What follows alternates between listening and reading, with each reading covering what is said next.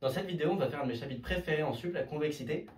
Donc la convexité, c'est un chapitre qui est assez complet. Donc d'une part, tu as un côté vraiment géométrique, c'est-à-dire que la convexité, ça se lit en termes de la fonction est au-dessus ou en dessous de sa tangente. Il faut toujours avoir ça en tête. Tu as l'idée un peu de un bol. Genre la courbe, elle ressemble un peu à un bol. Ça, c'est une idée à garder en tête. Et tu as le côté aussi calculatoire.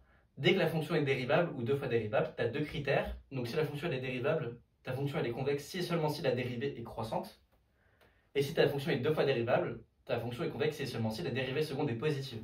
Donc c'est un chapitre particulier parce que dès que tu as ces hypothèses supplémentaires de continuité, de dérivabilité et tout, ça devient un chapitre qui est très différent, de nature très différente. Alors que quand tu n'as pas les hypothèses, ça devient un chapitre très subtil, très géométrique, on regarde ce qui se passe, et vraiment c'est pour ça que j'aime beaucoup ce chapitre. Donc, ça c'est la base. On prend une fonction convexe et concave.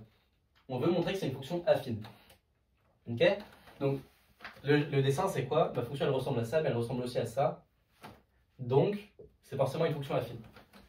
Donc, si on suppose que f est deux fois dérivable, par exemple, on a que la dérivée seconde est positive et négative, parce que c'est une fonction convexe et concave. Et donc, ce qu'on a, c'est que la dérivée seconde est nulle et donc la fonction est affine. Ok? Donc comment on se ramène à... En fait, on peut carrément se ramener au cas, on peut carrément montrer que sous ces hypothèses-là, f est deux fois dérivable. Ce qui est logique parce que si f est affine, donc f c'est une fonction de R dans R, je précise. Ce qui est logique parce que si f est affine, f va bien être deux fois dérivable. Donc en fait, ce qu'on dit, c'est que soit A plus petit que B dans R, on se restreint sur le segment AB.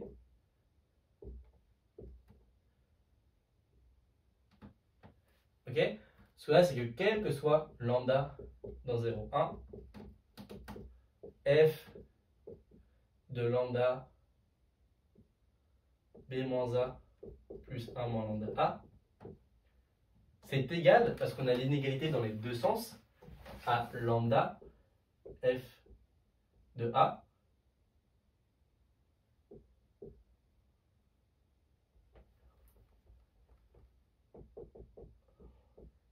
plus lambda f de b. Ok? L'avantage de ça, c'est qu'on voit directement que f est deux fois dérivable sur le segment, sur l'intervalle ouvert AB, parce que cette fonction-là, elle est deux fois dérivable sur le segment AB, sur l'intervalle AB. Ok? Donc, f est deux fois dérivable. En fait, ce qu'on voit, c'est carrément que là, c'est l'écriture d'une fonction affine. Donc, ce qu'on voit, c'est que f est affine sur AB.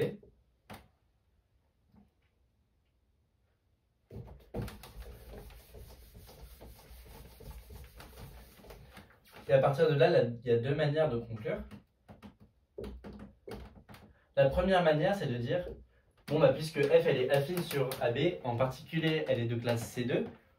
Donc, comme A et B sont quelconques, elle va être de classe C2 sur R tout entier. Donc, la dérivée seconde, elle va être à la fois positive parce que f est convexe et négative parce que f est concave. Moralité, la dérivée seconde est nulle et donc f, c'est une fonction affine. Une autre manière de conclure, que j'aime bien aussi, c'est que là, on a que la fonction, elle est localement affine. On n'a pas forcément que la fonction, elle est affine sur R tout entier. Il y a un peu un truc de recollement. Tu veux recoller les bouts affines par morceau pour obtenir R tout entier. Mais en fait, ce qui est cool, c'est que deux fonctions affines et qui coïncident sur un intervalle ouvert, elles vont être égales. Ok? Et donc, ce qu'on a, c'est que f elle est affine avec des coefficients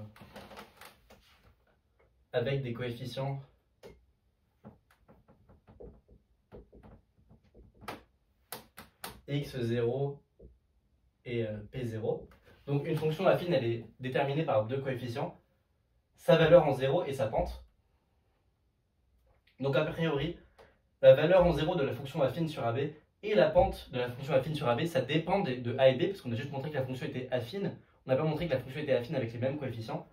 Mais si je prends un truc du type A-n et B plus n, j'ai une nouvelle fonction affine qui a priori n'est pas la même. Sauf que comme elles vont coïncider sur le segment AB, parce qu'elles coïncident avec f, j'ai que c'est la même fonction affine. Okay? Et donc, j'obtiens une même fonction affine, avec la même pente et le même coefficient en 0. Et comme je l'ai fait sur des segments qui sont arbitrairement grands, je l'ai fait sur A-n jusqu'à B plus n, je vais tendre n vers plus l'infini et j'ai que ma fonction elle est affine sur R tout entier. Donc c'est un peu une propriété de j'ai plusieurs fonctions affines, a priori elles sont différentes, mais en fait non, elles sont les mêmes. Donc c'est un peu un truc de recollement que j'aime bien. Ok. Et donc ça c'est un résultat hyper classique. Une fonction convexe et concave, elle est affine. D'ailleurs là on a pris une fonction de R dans R, mais on n'a pas du tout utilisé le fait qu'on était sur R. Ce résultat-là, il marche sur un intervalle ouvert quelconque. Ok. Question B. On a deux fonctions convexes. La somme est affine et on veut montrer que f et g sont affines. Donc encore une fois, c'est un résultat qui est facile si les fonctions sont deux fois dérivables. Donc la théorie des fonctions convexes, ça devient très facile si les fonctions sont deux fois dérivables. Parce que ce qu'on a, c'est que f' est positive, g' est positive si les deux fonctions sont deux fois dérivables. Mais f' plus g', ça c'est une fonction affine, donc c'est égal à 0. Et donc ça force que les deux fonctions dérivées f' et g' soient nulles, et donc que les fonctions soient toutes les deux affines. Okay. En fait, on peut court-circuiter, on peut utiliser l'exercice d'avant. On a que f c'est convexe, mais c'est aussi égal à f plus g moins g. Donc ça c'est une fonction concave, parce que c'est une fonction affine. Les fonctions affines, elles sont à la fois convexes et concaves. Et moins g, ça c'est une fonction concave aussi. Parce que g est convexe, donc moins g est concave. Et donc on a que f est concave. Ok. Donc f elle est concave et affine, donc c'est une fonction. Elle est concave et convexe, pardon, donc c'est une fonction affine. On fait les mêmes choses pour g. Et ça conclut. Donc la troisième application, la deuxième application de le premier exercice, on prend une fonction qui est convexe et impaire, et on essaye de voir ce qui se passe. En fait, c'est un exo trop cool parce que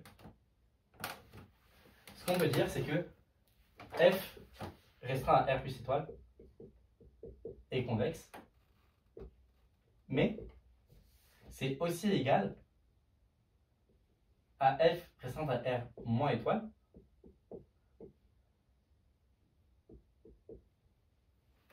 où j'ai inversé en gros le graphe. Ça c'est juste l'imparité de f. La fonction f sur R plus étoile, je la comprends très bien parce que c'est l'opposé de la fonction sur R moins étoile. Mais, c'est moins, pardon, ici il y a un moins. Ça c'est très important. Sauf que comme j'ai opposé ma fonction, c'était une fonction convexe de base, donc c'est bien concave. En fait, ça se voit très bien sur le dessin. En gros, plus ma fonction est convexe à droite, plus elle est concave à gauche. Mais comme elle est convexe à gauche, elle va être concave à droite. Ok. Donc en gros, la convexité à droite va être équivalente à la concavité à gauche. Sauf que comme on suppose qu'on est convexe partout, on a que la fonction elle est à la fois convexe et concave. Donc, f restreint à R moins étoile, c'est affine. On a le même résultat sur f restreint, R plus étoile. On a le même résultat à gauche, et on peut recoller les morceaux pour voir que f c'est une fonction linéaire. Parce qu'une fonction affine et linéaire, c'est une fonction affine et impaire, c'est une fonction linéaire. Ok. Donc ça termine ces petits exos rapides sur la convexité.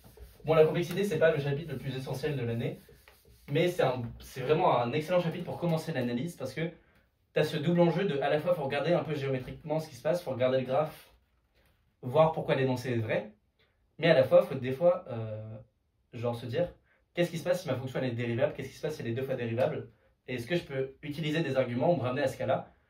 Et donc c'est des réflexes qu'il faut tout le temps avoir en analyse, le côté géométrique, mais aussi le côté si j'ai des hypothèses en plus, si je fais des DL, si je fais des développements de Taylor, ce genre de trucs, c'est hyper important.